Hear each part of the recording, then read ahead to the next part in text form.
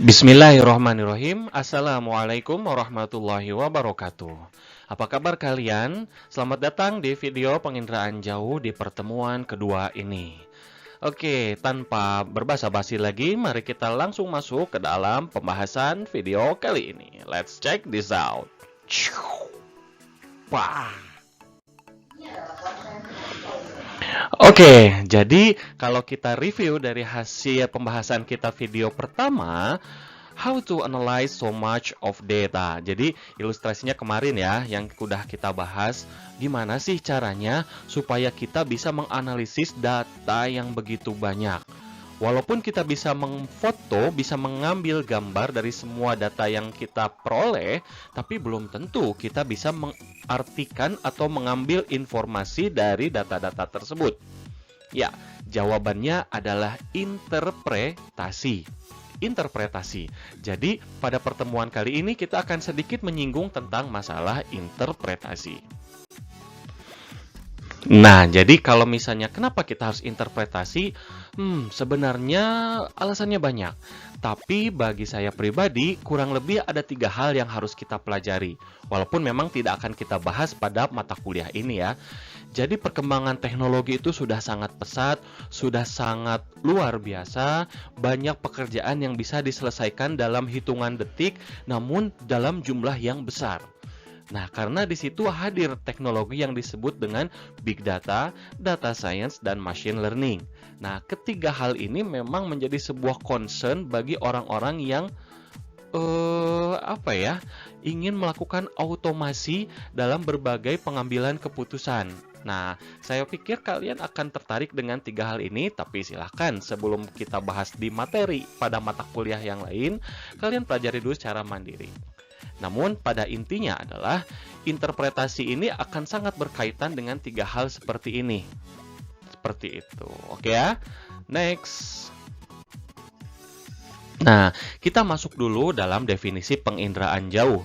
Nah, menurut Lilsan dan Kiefer, menurut Lilsan dan Kiefer tahun 1990, cukup lama ya. Memang namanya definisi kita ambil dari ahli yang memang dari dulu sudah menjadi sudah menjadi pusat dari perkembangan ilmu tersebut. Nah, penginderaan jauh adalah ilmu untuk memperoleh informasi tentang suatu objek, daerah, atau fenomena melalui analisis data yang diperoleh dengan suatu alat tanpa kontak langsung dengan objek, daerah, atau fenomena yang dikaji. Nah, artinya di sini kita mendapatkan 3 kata kunci, yaitu ilmu, informasi, dan tanpa kontak langsung.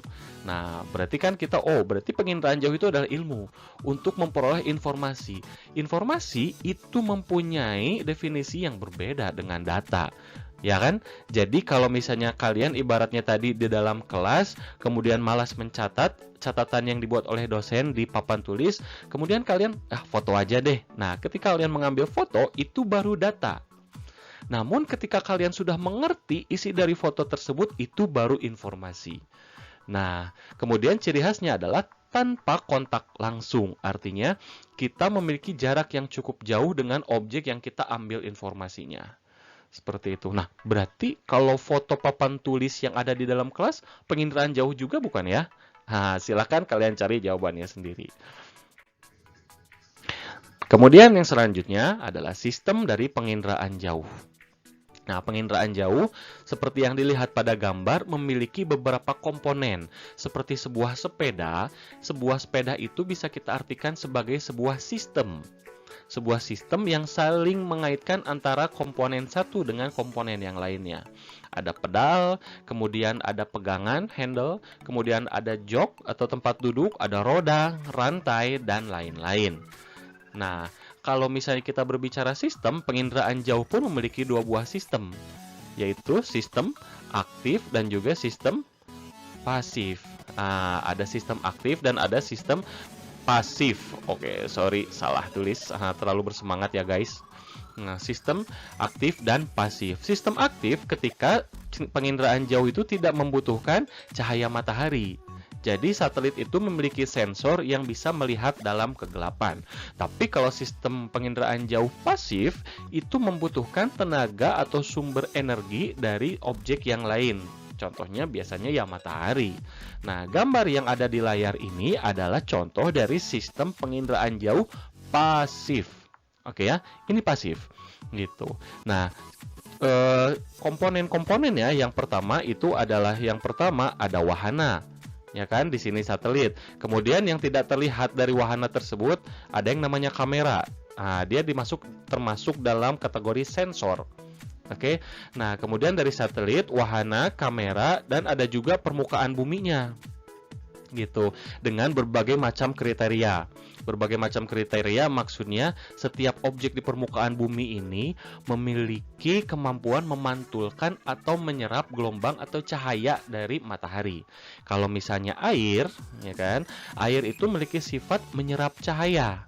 Tapi kalau misalnya ini paved road, gitu. Jadi jalan itu memiliki sifat memantulkan cahaya, sehingga kalau dibandingkan antara sungai atau air dengan jalan, yang lebih terang itu adalah sungai. Paham ya sampai sini ya? Mudah-mudahan paham. Jadi yang lebih gelap itu adalah sungai. Jadi kalau sungai itu memiliki kemampuan menyerap cahaya sehingga warnanya lebih gelap. Sedangkan jalan memiliki warna yang lebih terang karena dia memiliki sifat memantulkan cahaya. Kemudian yang selanjutnya adalah sumber dari energi tersebut. Nah, sumber dari energi tersebut di sini adalah matahari. Terus yang setelahnya adalah atmosfer. Nah, karena atmosfer ini memiliki karakteristik yang cukup unik. Dia memiliki pantulan yang berbeda-beda untuk setiap sudut matahari yang datang. Contoh, ketika pagi hari kita melihat langit agak gelap ya. Gitu. Kemudian ketika siang hari kita melihat bahwa langit itu menjadi warna biru. Dan ketika senja, langit berubah menjadi agak kemerahan. Nah, disitulah kita melihat bahwa ternyata atmosfer ini memiliki pengaruh yang cukup besar terhadap kondisi warna objek yang diambil oleh sensor di satelit. Oke, mudah-mudahan bisa dipahami ya.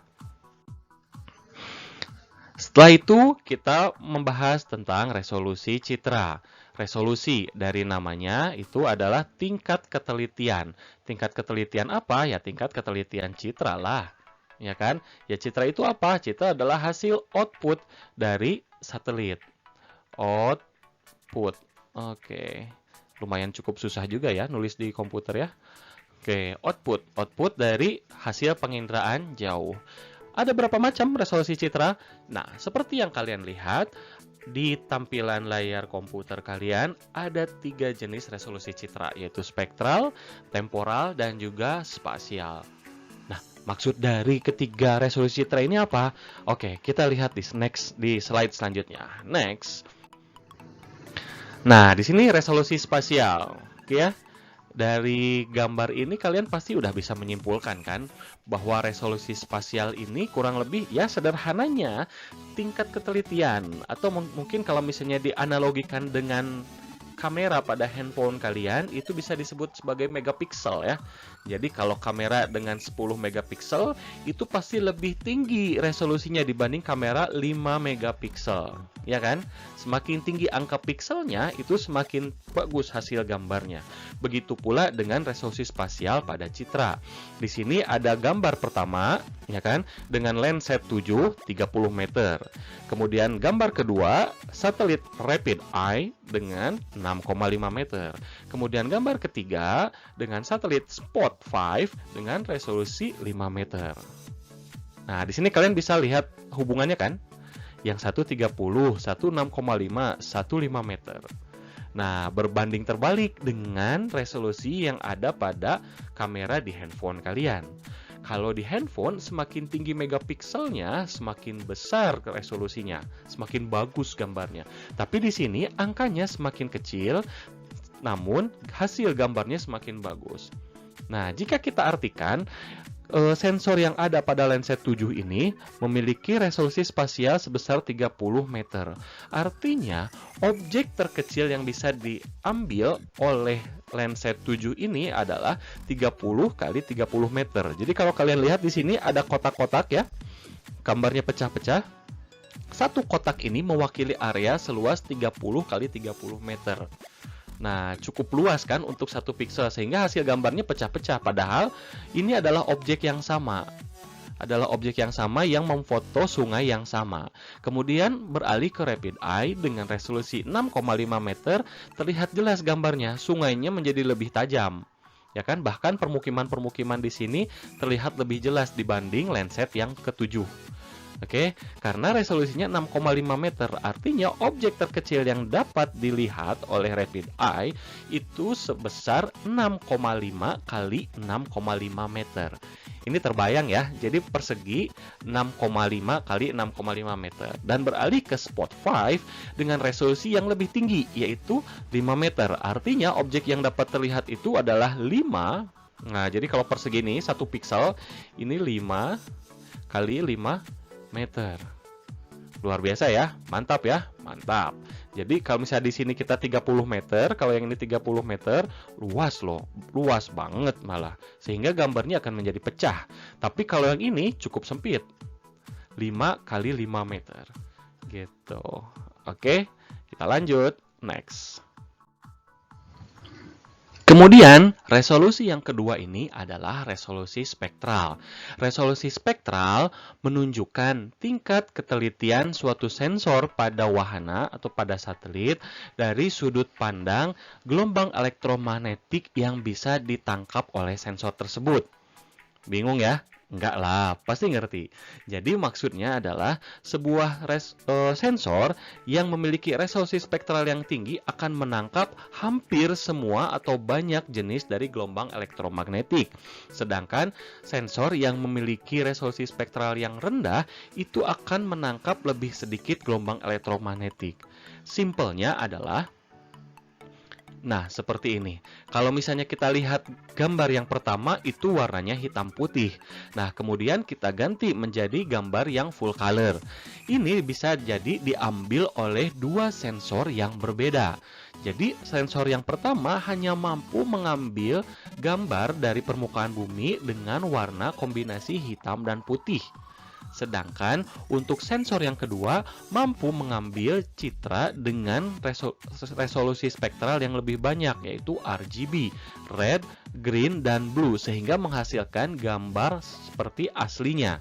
Nah, tentunya dari gambar ini kita bisa menyimpulkan bahwa antara resolusi spektral yang hitam putih itu lebih rendah dibanding foto dengan resolusi spektral yang full color.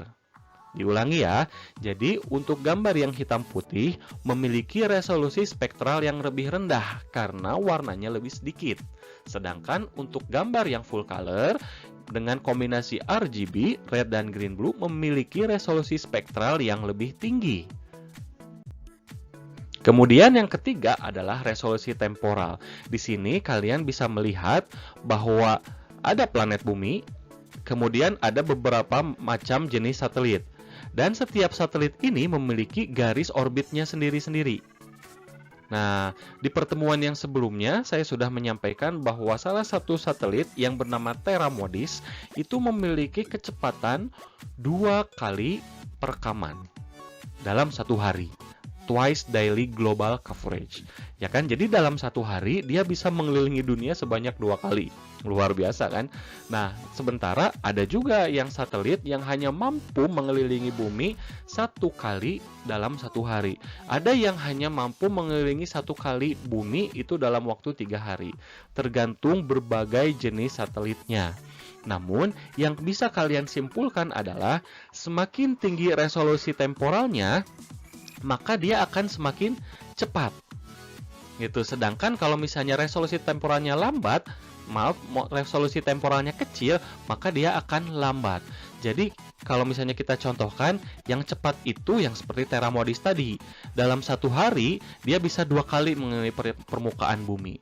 Sedangkan kalau yang lambat, yang resolusi temporalnya rendah, itu dia paling mungkin dalam 1 hari dia hanya 1 kali. Atau 3 hari 1 kali. Seperti itu. Kemudian, setelah kita memahami tentang ketiga jenis resolusi, kita pun harus memahami tentang unsur interpretasi citra. Nah, unsur interpretasi citra dan foto udara itu dibagi menjadi seperti pada gambar yang ada di layar monitor kalian. Nah, di sini ada tanda panah complexity. Nah, semakin ke bawah artinya semakin kompleks objek yang dianalisis. Maksudnya adalah untuk tingkatan yang paling atas, untuk menginterpretasi objek dari lokasi ataupun tone dan color, itu adalah objek yang mudah untuk diinterpretasi.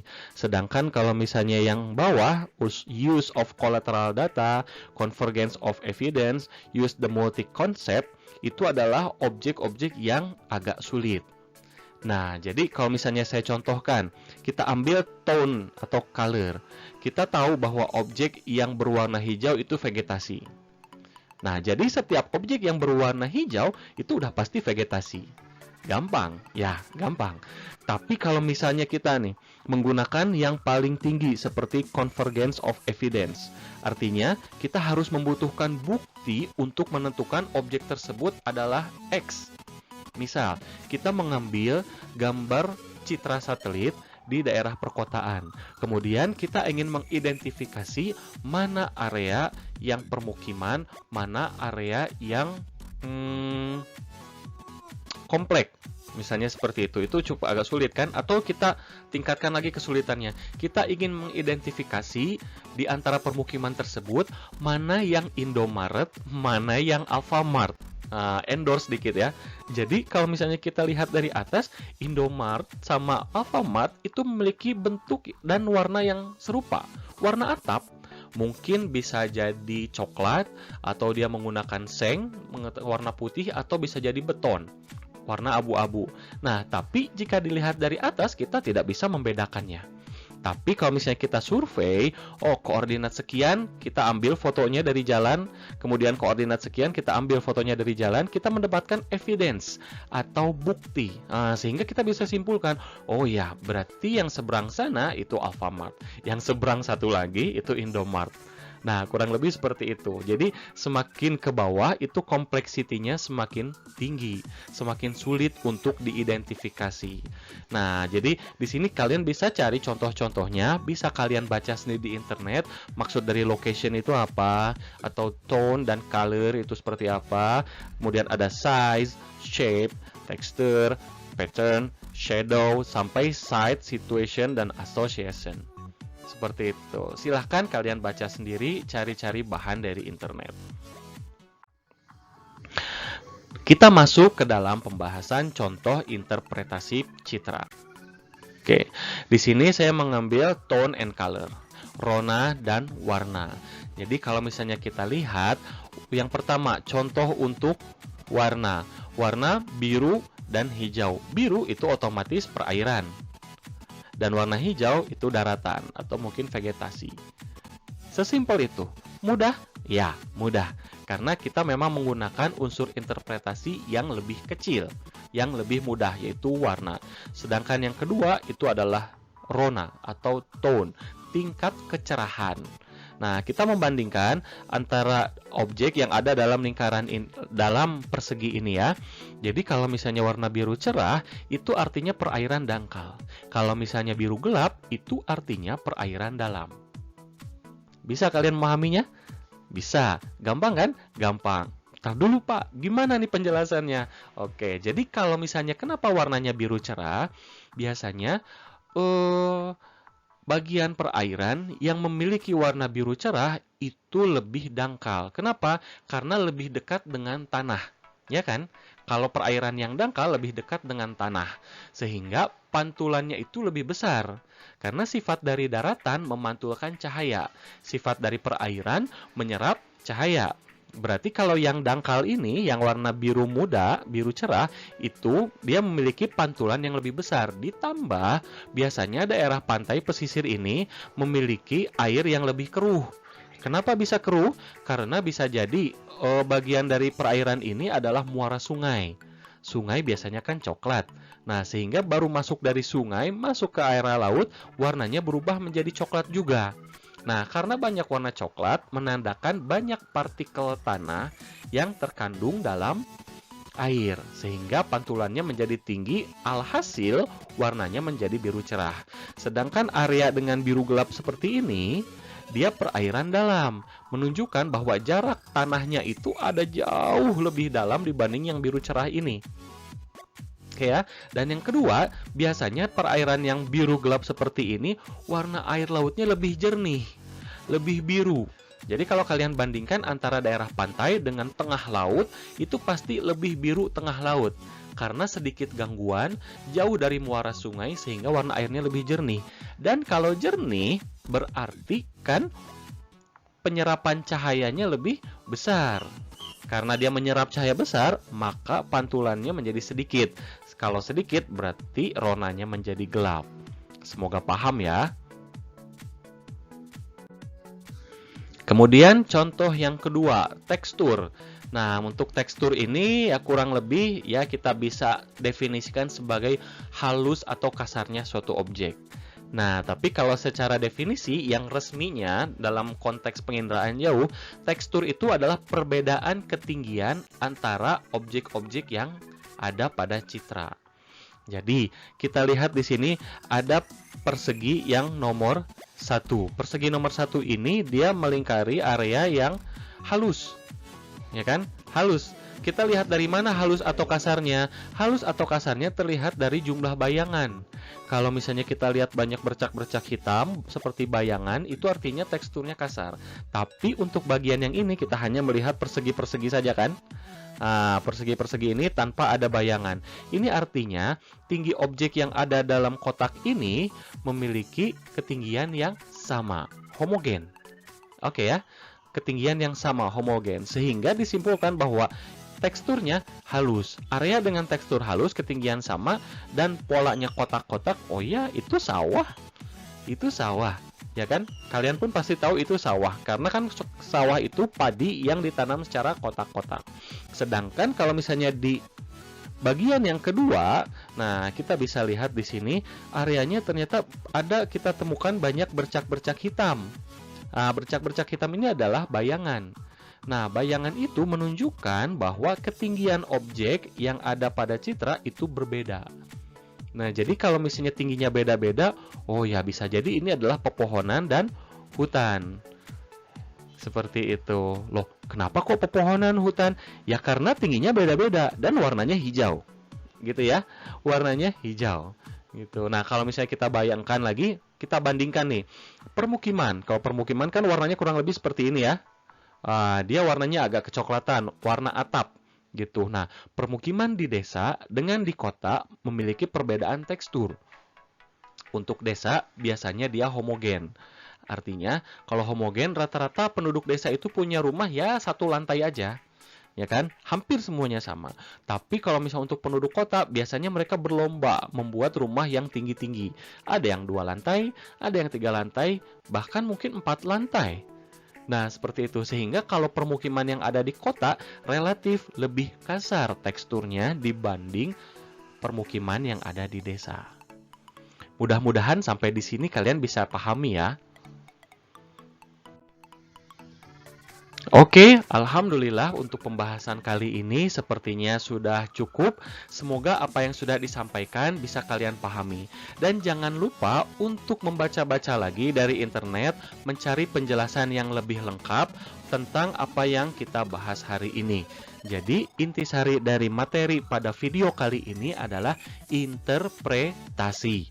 Interpretasi citra. Sehingga kita bisa memahami informasi yang dikandung oleh sebuah citra satelit. Kita bisa membedakan mana yang permukiman, mana yang vegetasi, mana perairan dangkal, dan mana perairan yang dalam, dan seterusnya.